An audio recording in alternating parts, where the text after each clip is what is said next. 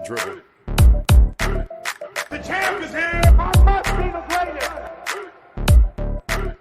The champ is here. I'm going to continue to stand with the people. The champ is here. I will not lose. I'm a bad man. I shook up the world. Yes, welcome. You could have been anywhere in the world, but you were here with we. My name is EJ, and I got my man. Your mate. Yes, he is the DB of the show, and we are Black in Sports, giving a voice to the culture that won't shut up and dribble. Here interviewing the best professionals in the game and in the boardroom, covering it all, laughing at it all, while providing a platform to be heard. So you know how we do, man. We get right into it. We want to welcome our guest tonight. So he's born and raised, man. He's a 40 under 40 winner, recipient. So this disc jockey got his keys to the city. You know what I'm saying? He's flexed a couple of championship banners. Music director and DJ for the Vegas Golden Knights and damn near every sports team here in Las Vegas and the few that just come to visit. Hey, we want to clap it up for none other than DJ Joe Green. Let's clap it up. Thank you for having me.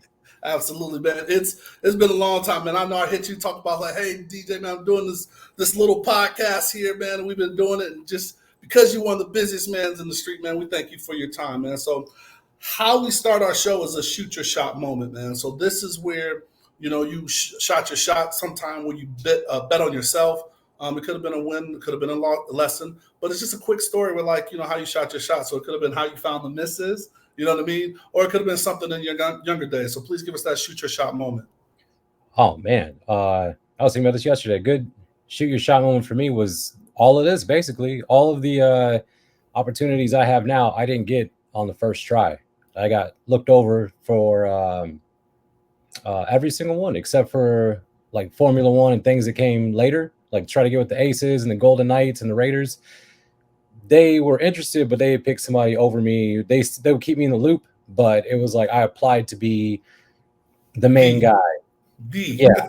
And it was like, oh, well, we have a guy who has more experience. I was like, all right. So, but we still want to use you. So I was like the warm-up DJ, and I'd pop in for moments during the Golden Knights game and do TV timeouts. And then the guy they had ended up leaving.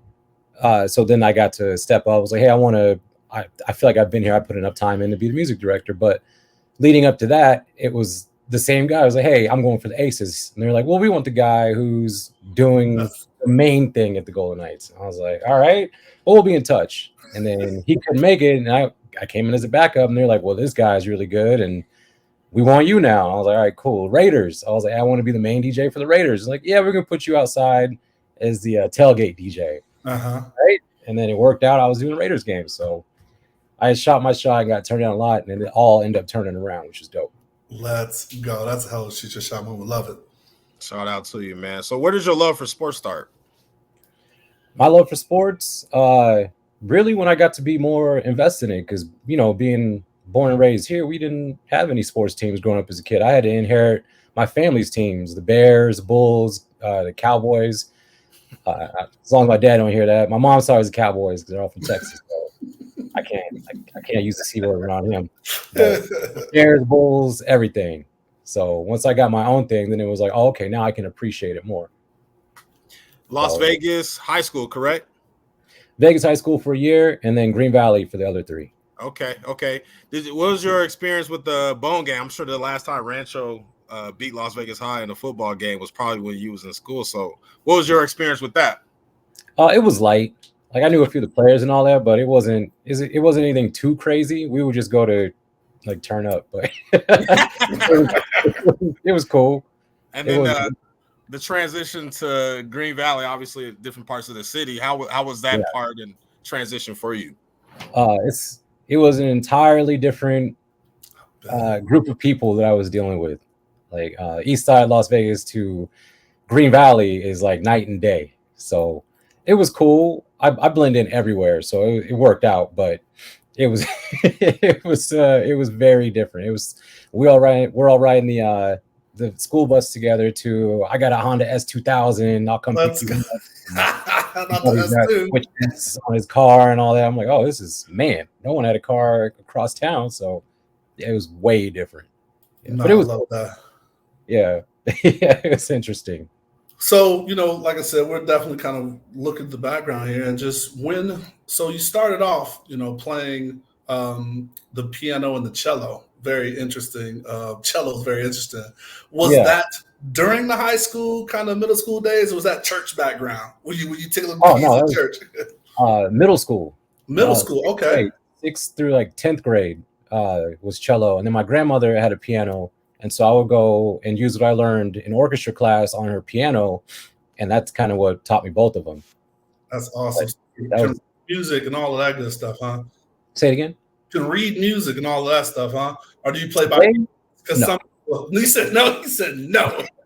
Back then, yes, absolutely. Today, no. I have a better chance reading German than music right now.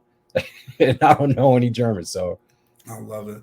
So you talked about it, man, a little bit, man. Growing up in Las Vegas, man, because it's crazy. We've always had like that semblance of a sports town, right? Like, we rode on the Tarkanian days and the Running Rebels. How was that? And did you even think about like sports, at that kind of young age as you were, growing up here in town? Just more so on like, I wish I had something to root for or like invest in emotionally to try to get into sports more. Because I like the games, I like the excitement behind them, but I can't go to a game. The closest I got was we would go see the Bears play the Cardinals in Arizona. So outside of that, my family wasn't going to UNLV games and all that. I would see and hear about it, but it was just more so wanting to be a part of it, but only being able to see it, watching Jordan and stuff like that on TV.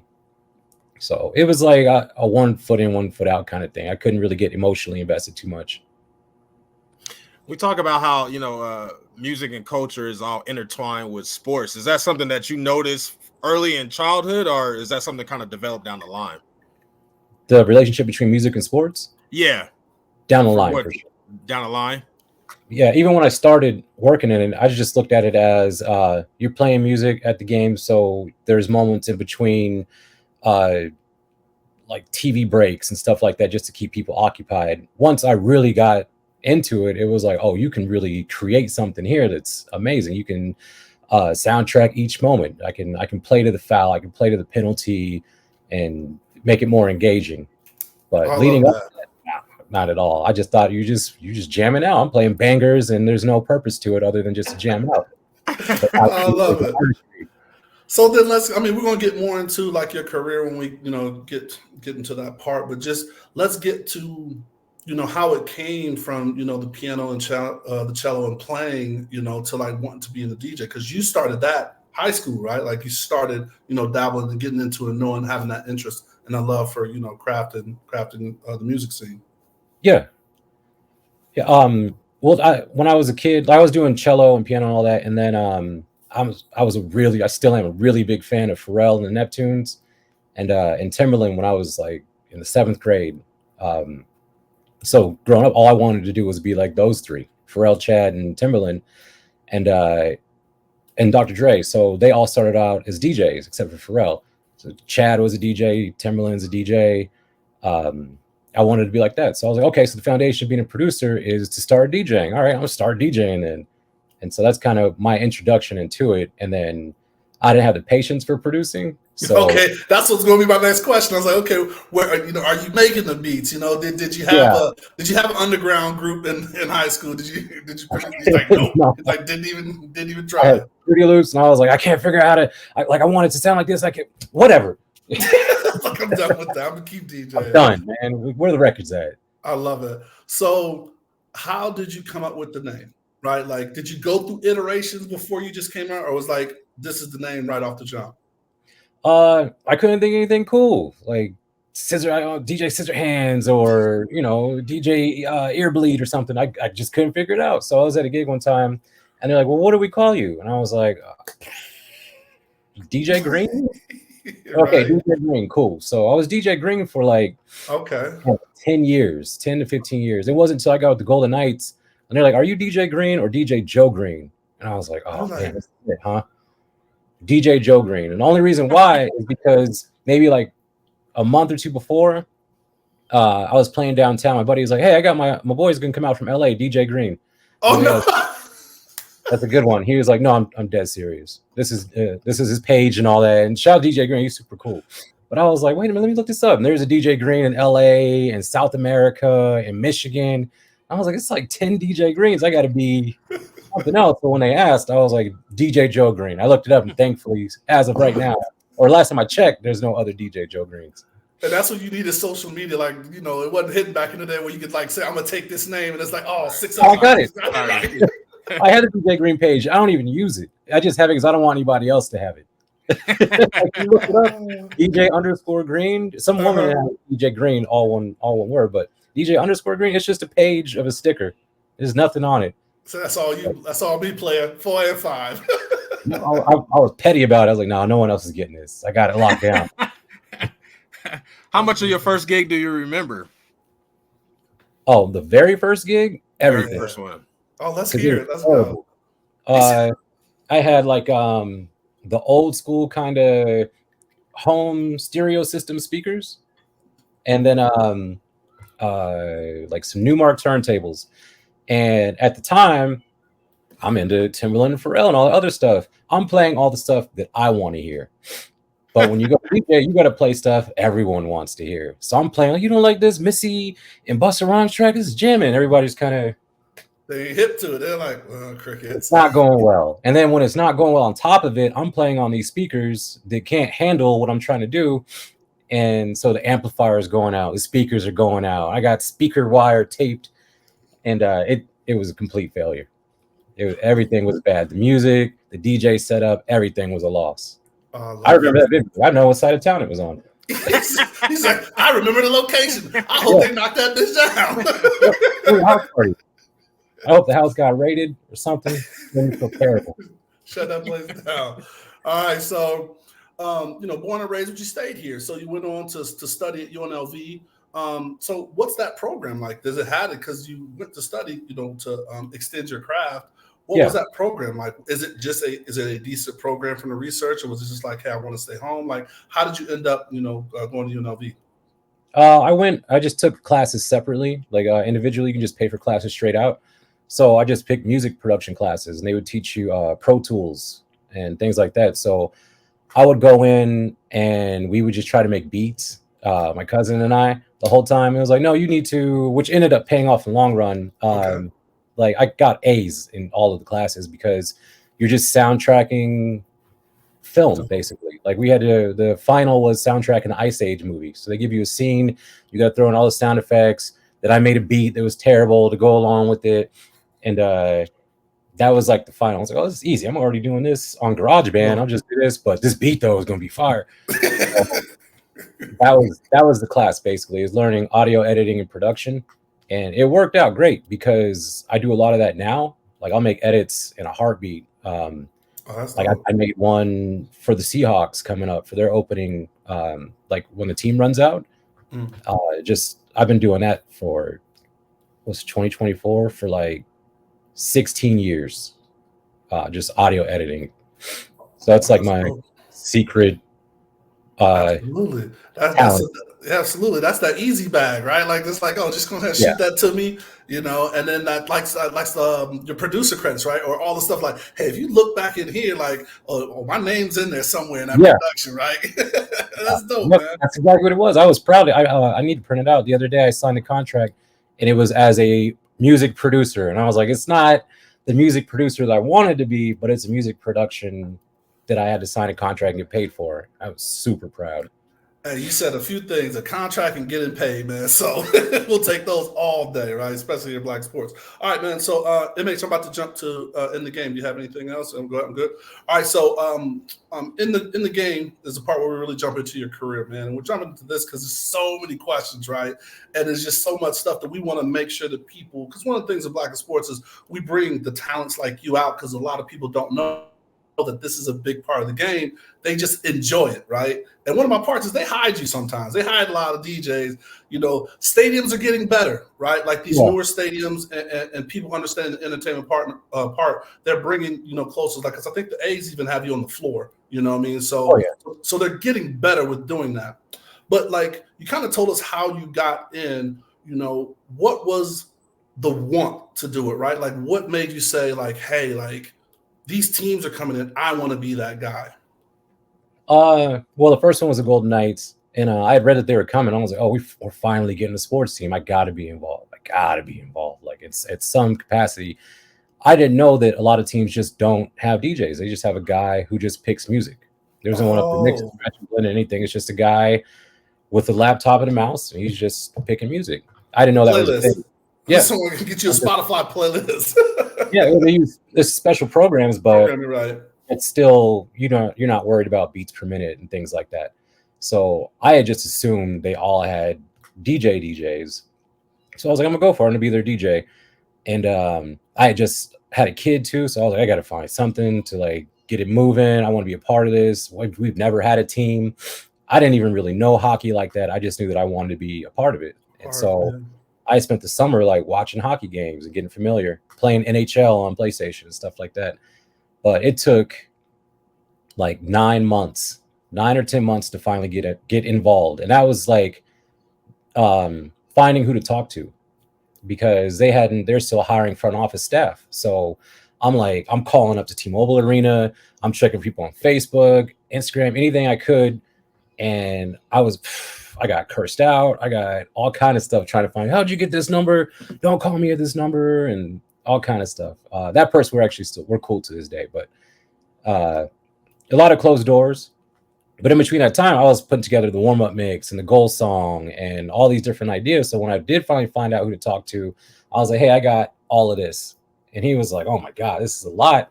Yeah. But it looks like you're very interested. So I'm gonna see what's going on, and I'll circle back. So he was impressed that I put all that together and the determination over all that time. And he gave me a chance. And that's how I got with the Golden Knights. And then the Aces, I saw they were coming, and I was like, women's basketball is cool. I like basketball in general. Women's basketball is dope too.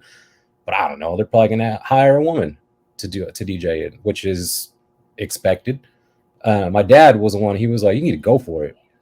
Why not? Hey, what if they don't and you miss an opportunity?" And I was like, "Yeah, you're right." So that's why I went for that. And then the Raiders, I was like, "It's football. The Raiders are coming. Yeah, of course I'm going for that." So that was the foundation of how all that started off. And hold on, my bad, MH, before you go, man. Like, just so the people can know, man, let's just rattle them off, man. So you've done pretty much a part of everything sports has been here, right? So you've done NBA Summer League, you've done the inaugural, what was that, in-season tournament that's come here. Oh, yeah. You've done US. Oh, you got that. Oh, look at you. I just happen to be wearing it today.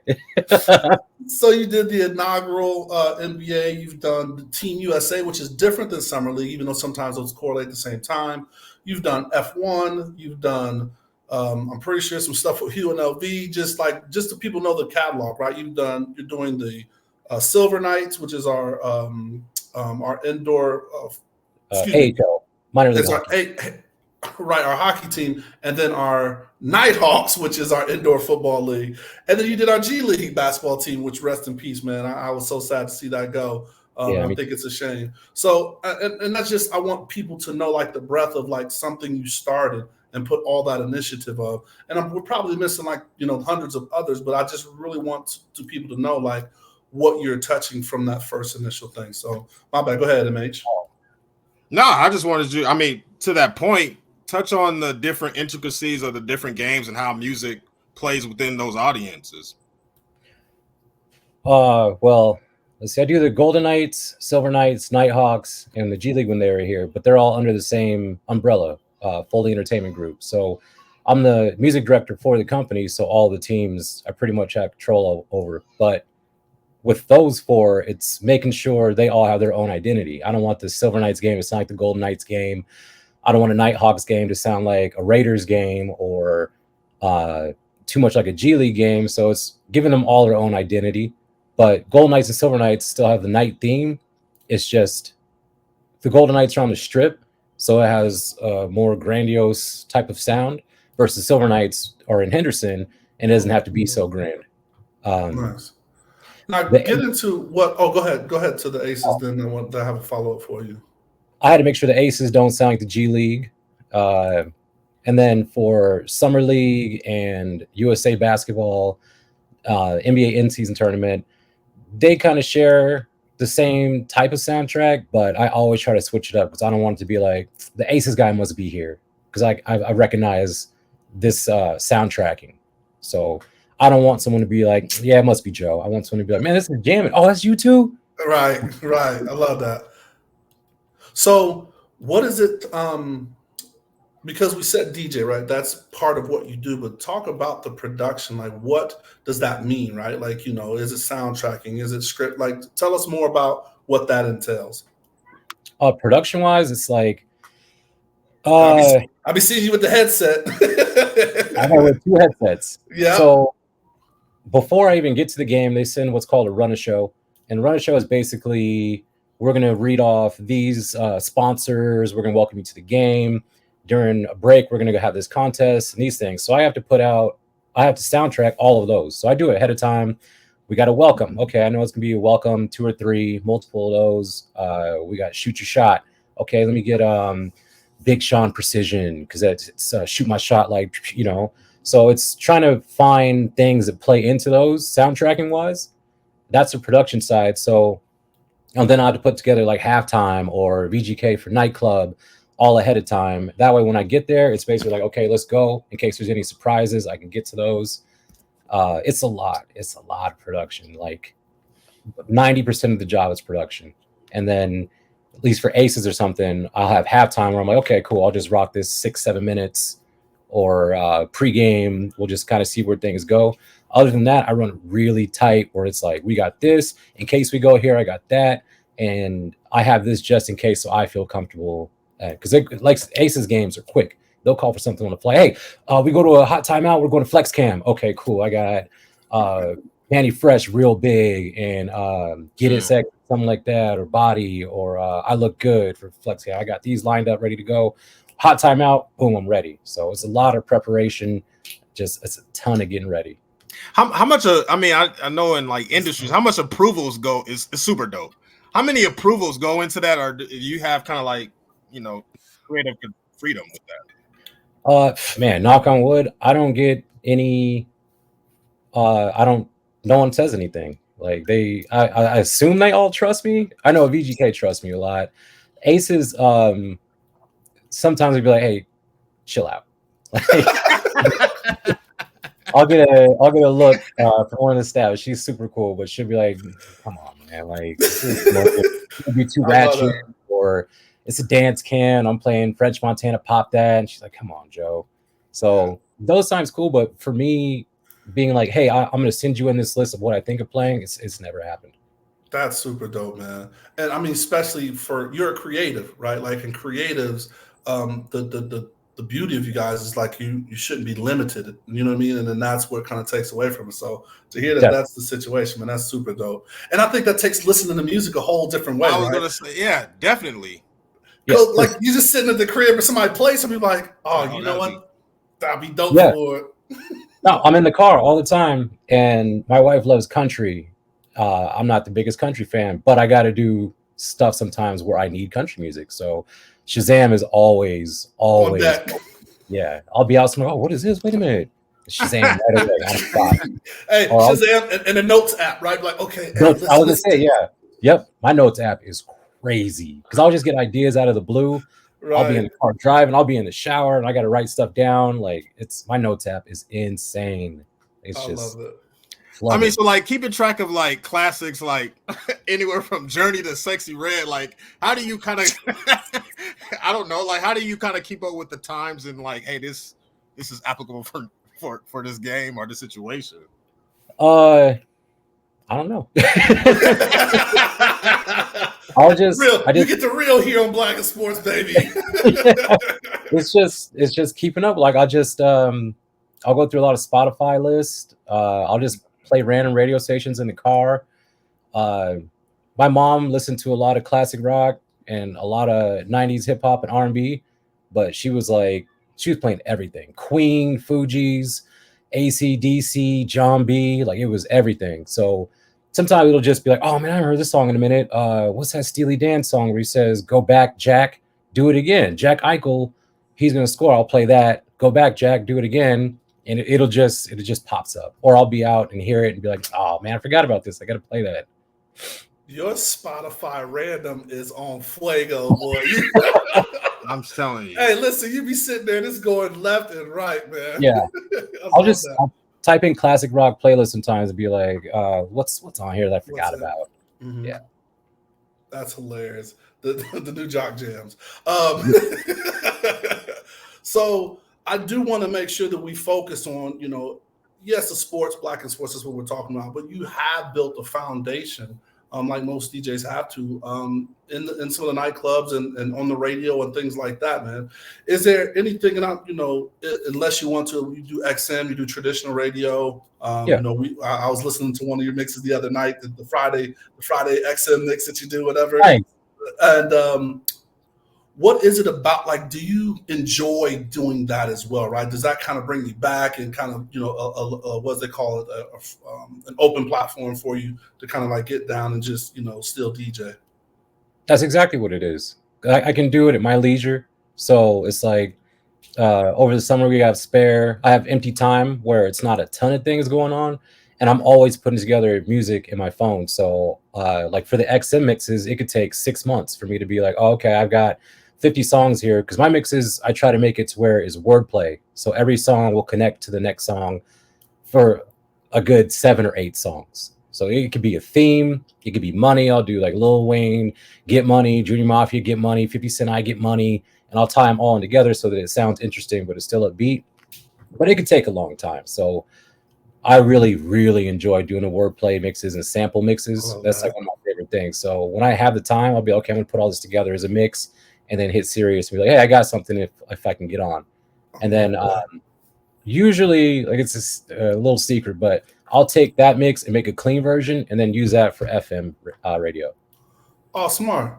Good stuff. Throwback station. They're both throwbacks, so it's like, why not? So speaking of a throwback, you DJ Rum Bar. I had to bring up Rum Bar, man, just because it's significant and the Mirage is closing or has closed, I guess. So like, how were your DJ in like club spaces? Like, what was some of the highs and lows that you kind of had from that and that you missed? Because it doesn't look like you get a chance to do that as much, with all the sports and then still the radio stuff that you're doing. The highs and lows. The highs was just being out on the strip or just out in general and being around people and they're partying and just having some drinks and kicking it. Just the atmosphere of it. Because sports, it's like, it's a show. That's just what it is. So there's a lot more at stake. If I'm out at the club or the bar or whatever, just playing, accident happens where I'm like, that transition wasn't clean, whatever the next one will be. Versus me in front of 18,000 people, I'm like, oh man, I messed that one up. It's the gravity of it is way more relaxed if I'm out DJing somewhere outside of sports. But I don't miss being out till 3-4 in the morning. And if I do have some drinks, how am I going to get home? And if it's one of those gigs where I got to bring DJ equipment, I don't miss that at all. So sports, I'll be home by the latest 10:30. I may be there all day sometimes, but I'm gonna be home at 10:30 for sure. So I love that. I got 2 kids. Like, I don't want to be out all night and I got to wake up and take them to school and all that. Like, I don't miss that part at all. And especially the biggest part is I know for sure when I do this game, there's a check coming. There's no promoters. There's no games. Oh, it's coming, big dog. There's none of that. Oh, I got you. Hey, here's that check, but don't cash it till Tuesday after that. It's no games. The bar is shutting down next week. Sorry. Oh, we're going to go a different direction. It's none of that. I'm doing the game. I know there's another game coming, and I know in 14 days, there's a check coming. So I love that part for sure. That's hilarious. How do you balance the sports? I know you kind of mentioned that, the summer is kind of the time where it's a little lighter, but as sports continue to come here in Vegas, how do you kind of balance those things? I have some backups that I use. Like, I'll put Silver Night. I got a guy who does the Silver Nights, and I'll pop in here and there. But I'll create the show and be like, "Hey, take it this direction," and then you fill in the blanks here.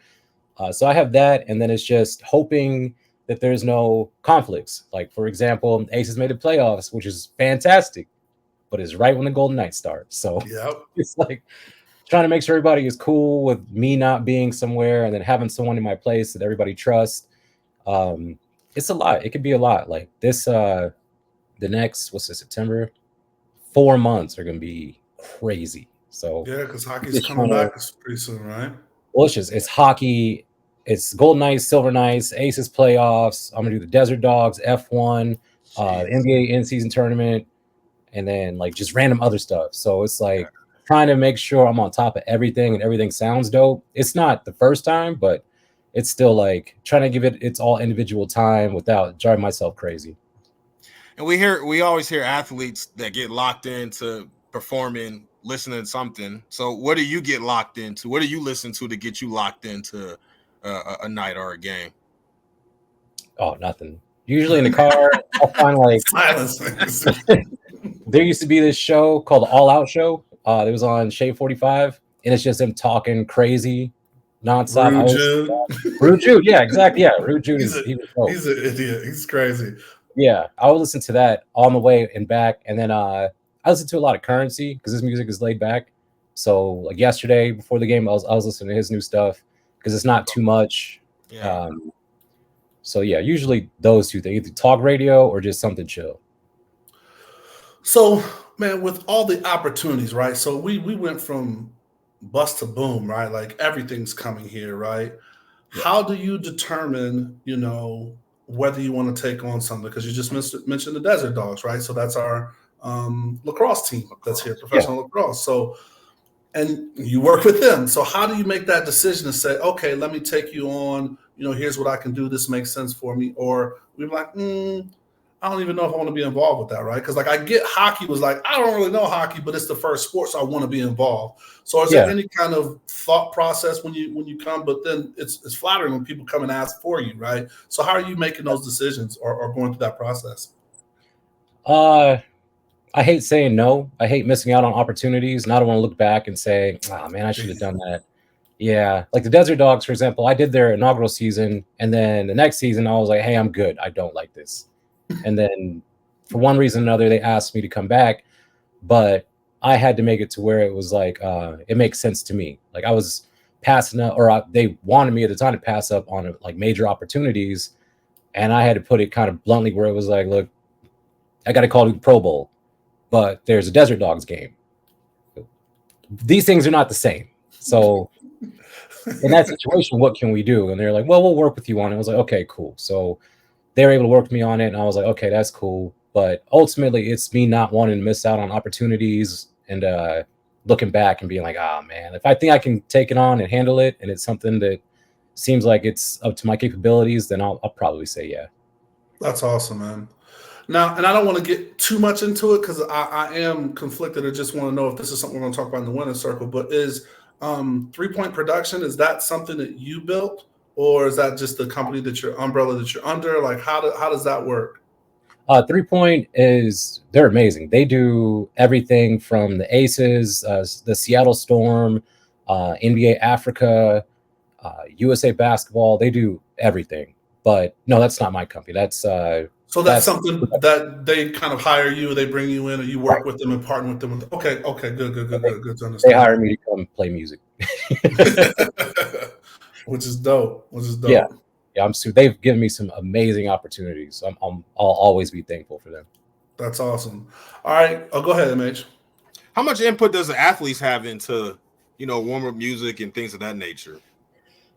Not a lot. Like it's usually me looking for what they want or looking for their reaction. So like I'll look for Asia Wilson dancing, her and Chelsea Gray to see kind of if they're turning up and what they're turning up to, or I'll look at their social media if they mention music at all. Like the other day, I just came across a video of Asia Wilson talking about how much she loves Beyonce, like as a person and an artist and all that. I was like, dope, Beyonce mix next game. I'll run into him sometimes and be like, hey, what's good? Like, what do you want to hear? At a time, Asia was like, City Girls, cool. City Girls, next warm-up mix. VGK is hard. Like, they never say. I'll see them. Like, we'll do an event together. Hey, what do you want to hear? Oh, man, I like everything you do. Okay. They're just so nice, though, right? Yeah. Man, whatever you do, man. Always polite. Oh, man, you kill it. Okay, but if I was in your car right now and a song came on and you're like, oh, man, this is my shit, what would that song be? And no one ever has an answer. So it's me, again, looking to see if they mention something or if they post a song to their story on Instagram, something like that. Then I'll take that and be like, okay, this is what this person likes. and then try to build off of it from there. Nice. So you got a lot of championship banners underneath you, man. Do you get rings with all of them, right? Because they always say the team gets it. So, like, you know, how did they do you, man? Did you got any rings? I got 2 rings. I got overlooked for the first Aces ring, but I got the second one, and I got the VGK ring. Okay, perfect. They made up for it at the Aces. They gave me the second championship ring, and then I got invited to the White House with them, and they made it right. So, yeah. Tell us a little bit about that experience, then. At the White House, oh man, it was dope. I missed the first one because I didn't have a ring, and I was very vocal about how unhappy I was about that, and in a respectful way, and they understood. But to go, it was great. It was kind of last minute, and then it was just, hey, you get to go, you get to join us as we visit the White House with the team. So I'm with the team, like the players were all at the White House together, and we sat in on Kamala Harris and Joe Biden. They were there, they spoke. I'm like, we got inside the room early, so I'm about 5 feet away from them as they speak, which was amazing. I get to bring my wife, so we took pictures there and got to tour the White House. It was incredible. That's like awesome. Not a lot of people get that type of opportunity, so it was dope. And we got our rings right after that, but the ring was dope because everyone gets the same ring. So I have the same ring as Asia Wilson and Kelsey Plummet. Like all of the staff do, and that's unheard of. That's so awesome. Both of those things were dope. So with all that you have going on, you know, and like I said, we're trying to, you know, keep things, and I don't want to steal the thunder for later stuff, but you have to have a staff, right? Like you have to have a team, right? Where no team, one man show. I got one of my best friends. She helps me with music for VGK. Check this out. And she's like really good with it. So she'll help me out. But other than that, it's just me and Gmail. Scheduling, making it. That's amazing, man. Well, even more of a shout out and kudos to you, man. Thank you. Yeah, it's just people think I have a manager or stuff like that. I've never had one. It's just me trying to grind.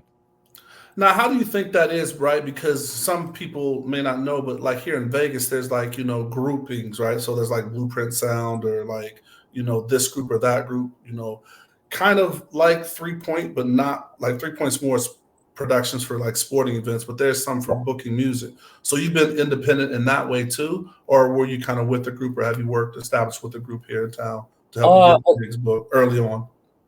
A little bit. I work for some, but it's like one was I worked for 6 hours out in the middle of summer at a pool, and they pay $800, but I make $2. But I'm out there for 6 hours in the sun with my computer in direct sunlight and overheating and all that, and you make $600 because you hired me, which is outrageous to me. So I got kind of tired of that pretty quick. So I've worked some like Soundbite or some friends of mine, a lot of those guys. I don't really work for them, but I'll hire some of their DJs sometimes, and then we're friends. So it's like that, but I've never been completely on the roster of any of those DJ agencies. I have my own that I run where I book people for sports and like stadium events. Like I have one tomorrow at Allegiant and things like that. But yeah, and that's what we'll get into, because I do want to, you know, this when we kind of talk about your winner circle, like what ways that the people can kind of reach out to. So we'll get into that. MH, what you got? So when there's like at a lot of these games, there's halftime entertainment, and I just don't know. So I'm just kind of asking you, how does that intertwine with, you know, the artist DJs, or you connect with them? How does that part even work at like halftime stuff? Like for me to play their music? Well, yeah. like Big Boy performed at the Aces game earlier this year. How does that interaction work? Like, do they just say, hey, this is what we want you to play? Or does their DJ, do they coordinate? Like, how does that work? It varies. Like last season, we had Too Short at the Aces game. Excuse me, but Too Short's DJ came. I think it was Too Short. Well, we had 2 Chainz at the parade, and 2 Chainz DJ came to do his show. But there's times, I want to say no, Big Boy had his own DJ come. Who was it? Different artists will come, and sometimes they have their DJ, or sometimes they send me a mix of their tracks that either their DJ made or production for them made, and they send it to me, and I'm just hitting play. So I don't really get to interact with them and be like, hey, what instrumentals do you need or anything like that. It's usually like we have a show style mix and just play that. Who was one of the like dopest people that you've met, right? So like if you haven't been to a VGK game, there's people we always have like somebody to like sound the horn and they kind of come up and they shot and they're always up there kind of around you and things like that. Who was like the coolest person, you know, of all the people over the last few years that you got to meet? And maybe not even there, maybe at an Aces game or something like that. The coolest one? Yeah. Or the dopest interaction you had, right? Usher. Yeah. Usher or 50 Cent. I would say Usher, because Usher greeted me like he had known me forever. Oh, like wow. he's been listening to my music forever. Because he got there pregame, or not even pregame, he got there before doors open. And it was one of the front office, the higher ups. He was like, hey, we got somebody who wants you to meet. We're going to bring him over. And I was like, okay, cool. And I was looking, I was like, I know it's not. And it was Usher. I was like, oh, man, it's Usher. What's up, Usher? He was like, hey, what's going on? And he gave me a hug. And that's dope. We shook hands and talked for a minute. And I was like, me and Usher were boys. Like, he's known me forever. But, man, he was super cool, super laid back, super nice, just down to earth. So some celebrities, not so much, but he was dope. 50 Cent was dope. And 50 was good too? 50 Cent was super cool. 50 Cent's people are they're with him. You know, like I saw from where I'm at, I can see when they're bringing people up. Okay. Oh man, that's 50 Cent. Like I've only ever seen him on TV. Right. So I'm looking, and there's people looking at me like, you know, what are you looking at? I'm like, 50 Cent, man. Come on now, be cool. So I had asked one of the managers, I was like, hey, can I get a picture? And they asked me, he was like, yeah, for sure, let's do it. He came up, we took a picture, he posed for it and everything, and like it was really cool. But people weren't playing. That's dope. They weren't from across the room, not playing. Oh, they own it, man. Well, I mean, you get shot 9 times. That's what I was going to say. Need you to be on it. I need you. I'm not trying to take no more shrapnel. And it's so dope, man, that Usher's like that, man. I mean, when you talk about Usher really came here and then became a part of the city after doing his show, man. It just, you know, everybody loved his show. And then just like the things like even with Asia calling him out and like him playing back with it and just he got the key to the city. Just it seemed like he was just really, I mean, and it played so well that he ended up getting the Super Bowl, right? Like he was a big person. So that's dope to hear, man. That's really dope to hear. Super cool. He could have easily been Hollywood and I would have been like, it's Usher. He's been famous since he was 15. What am I going to say? But it wasn't like that. That's so dope. What about Little John? Because he seems to have been adhering himself to be a Vegas person. He's had residency at XS and other clubs and spots. And I don't know if he lives here now, but he's here a lot to where he's got a drop, right? He has the Get Loud drop on the Jumbotron. So how was he, man? Have you had any interactions with him? Oh, yeah. Beginning of last season at VGK, he hung out in the DJ booth during my nightclub set. And so it was just me and him partnered up, and he was on the microphone a little bit, and then he was just there as I played his music, which was dope. But Lil Jon is Lil Jon is one of the best smelling people I've ever met. Like Lil Jon in the DJ booth, I was like, man, what? I got to get that. What is that? Like, I didn't expect that. Was that Izzy Miyake or what? Oh, man, that's good. I like that. All right, cool. I wasn't trying to smell him or nothing like that. It was just it hit me like he walked in the DJ booth, and it was very probably expensive cologne. It smelled great. But Lil Jon is super for how you see him on TV, he's always been really like 5. I'm not going above 5 in energy, but I'm not going below 5. It's always just like, hey, what's up? It's cool. I'm Lil Jon. What's up? I'm like, no, you Lil Jon. Yeah. He's like, no, I'm Lil Jon. So, but he's super nice, super cool. And I'm sure I know he can go to 10, but whenever we were around each other, he was at 5. That's making me think of some Chappelle show so much. when he talks, hi, John. And he hits that civilized voice, that Grey Poupon voice. It's straight Grey Poupon. Super cool. And thank you for that fun fact, because now it's like of the things you know about Little John. Yeah, he smells really well. He smells very well. Catch a whiff if you ever get a chance. He was right. Well, he'll be running up on you. Hey, you want to hear the new Lil Jon song? Nah, man, I just want to know what he wears today. Right? I'm trying to smell the new Lil Jon song. Hey, Hey, Lil John, come on out with your cologne, man. You need to go ahead and do it. Yeah. MH, man, you ready with those quick hits? I am, man. DJ Joe Green, this is just some this or that questions, a few of them, so our listeners can know you better. Whiskey or wine? Wine. Text or call? Text for sure. Please don't call me. I can't stand it. Pancakes or waffles? Pancakes. Apple or Android? Apple. Early bird gets the worm or late night grind? Late night grind. Okay. Breakfast or dinner? Dinner. Kevin Hart or Cat Williams?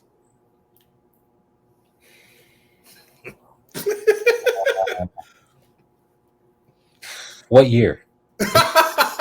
Today. Cat Williams. Okay. Yep. Hero or villain?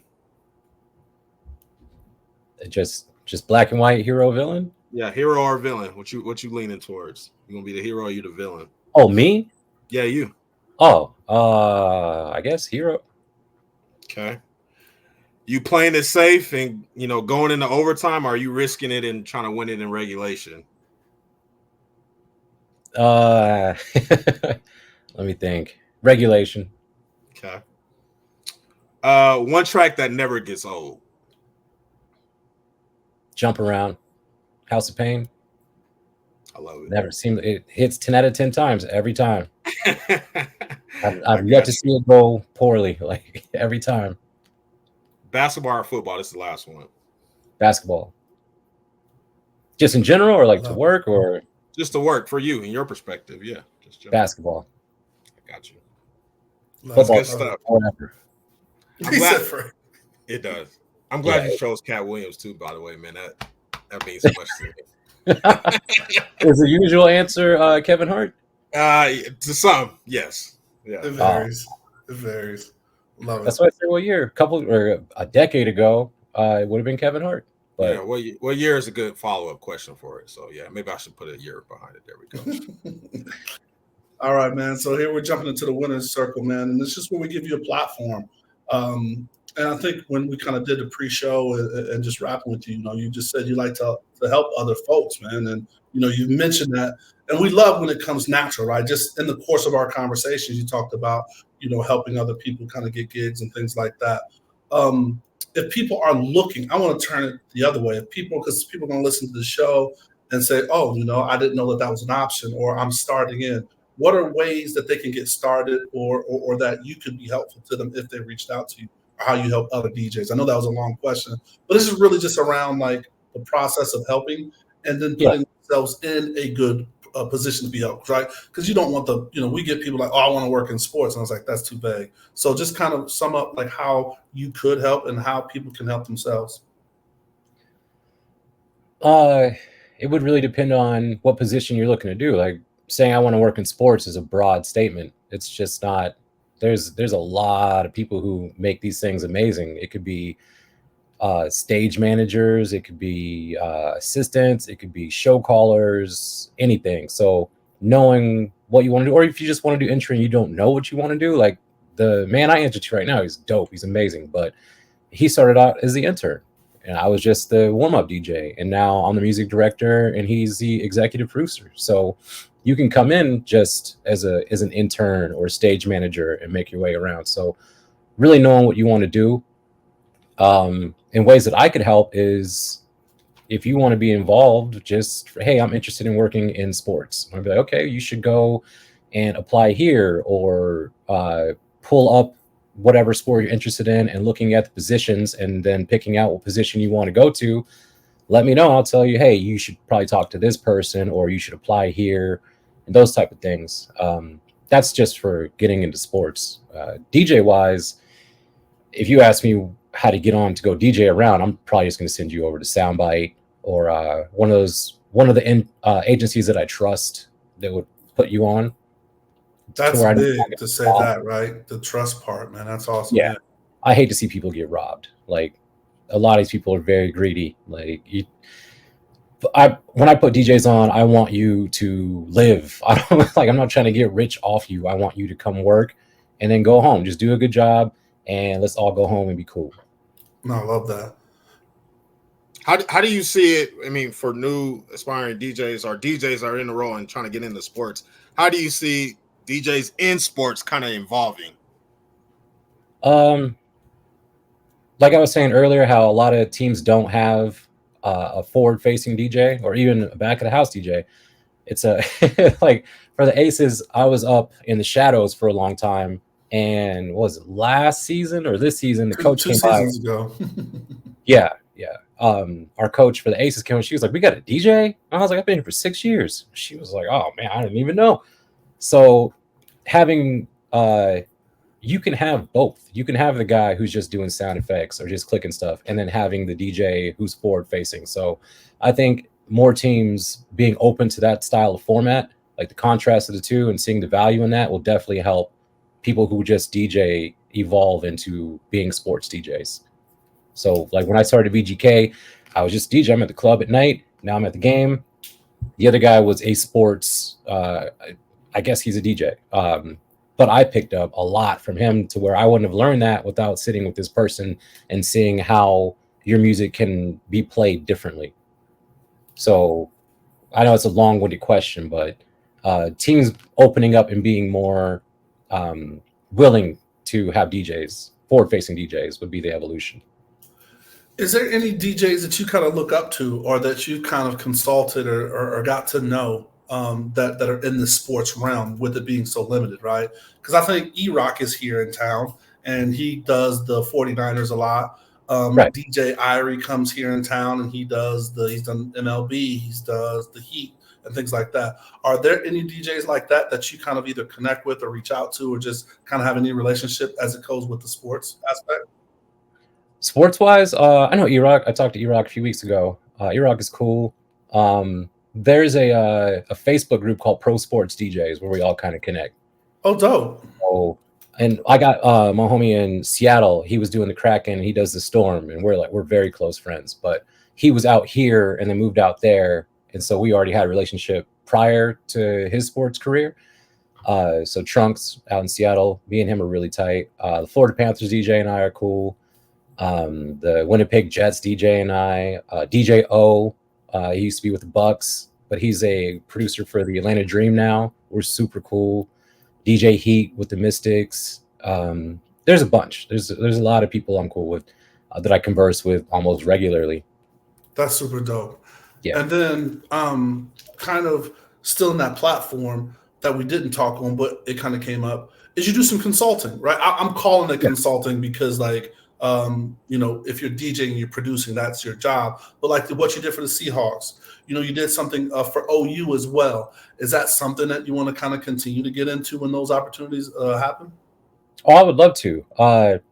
I've had some opportunities to speak with like the Minnesota Vikings to kind of consult, and I enjoy it. It's flattering to me to see that someone came and saw what I was doing and would like some advice on how it can enhance their show. So yeah, anytime anyone, wants any type of consulting, I'm all for it. I think that's beautiful. It's the biggest compliment to me. Is DJ Ski still with the Vikings or helping out with them? I have no idea. They sent my manager at VGK email to get in touch with me, and we ended up not speaking because I was slow getting back, and they had the season coming up. But the fact they reached out was dope to me. Heck, that's amazing. Yeah, for sure. And in that consulting or kind of get feedback or in relationships with other DJs, do you ever get to go to other venues and kind of just sit and kind of see the fans and kind of be a fan and enjoy the show that way, or is it a different kind of consulting? For consulting wise? Yeah, no. Or just feedback. No. The only time I get to see anyone else do sports is if I go to a Raiders game and CO1 is in there, and that's my boy DJ CO1 and I are super tight. But he's a Raiders in-game DJ. And so I'll go inside and I'll see him do his thing. But other than that, I don't get to see or hear anyone else do their thing, which I would like to. Is just I just don't have the time or ability to. No, for sure. And then like new stadiums and new venues are a huge part of sports right now. How does the DJ world play into different venues and stadiums? Oh, honestly, I have no idea. It's if you can bring a large sound to these new places, then you're doing the right thing. Like, just have that big sound going on because that's what they need. And it's definitely a big part of it. All right, man. So moving forward, man, we're gonna wrap this up, man. We're getting close to the end, man. We call this part the assist, or kind of dropping those coaching gems, right? So this is where you could kind of share maybe a quote that you live by, or words of wisdom, or maybe something you would have told your younger self. But it's just something like a quick quote or something that you want to share with the audience. Man, you put me on the spot. What's the one John used to say? People may not remember what you said or what you did, but they'll remember how you made them feel. So I think about that a lot. Yeah, they may not remember the entire set list, but they'll remember that they were jamming. That they were like, yo, I was rocking at that point, which is amazing because, that's one of the things early on that people knew going to a VGK game. People like, no, you need to be in your seats on time because it goes down. It goes down. And that I still that that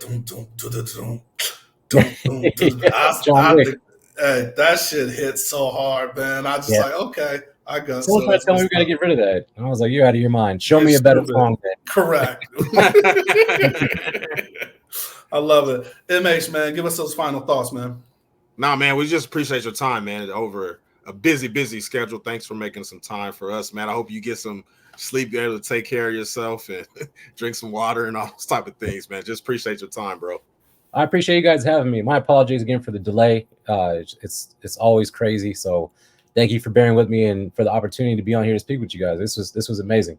No, man, we totally enjoyed it, man, and it was a long time overdue. So thank you so much for your time. So we want to thank DJ Joe Green as always, man. So when you come into Vegas, no matter who your team is, man, please just make sure you pay attention. Even if you don't pay attention, you just feel your body wiggling and moving a little bit. Those are the sounds produced by our man, right? So just thank you so much for your time. I hope you guys enjoyed the show, learned something.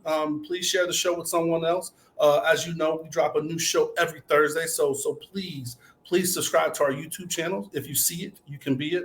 We believe in visual representation. And also, you can hear us anywhere you listen to podcasts, so make sure you subscribe there, all right? And as we always say and like to end the show, man, please be safe, practice gratitude, and know we're rooting for you. Screaming, all us blacks got is sports and entertainment until we even.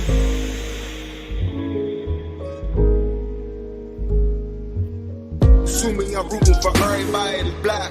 Yeah. Yeah. Assuming I'm rooting for everybody that's black. Look. Assuming I'm rooting for everybody that's black. Spent about 2 racks on handmade new rags. Assuming I'm rooting for everybody that's black. That's everybody from sports to college class to rap.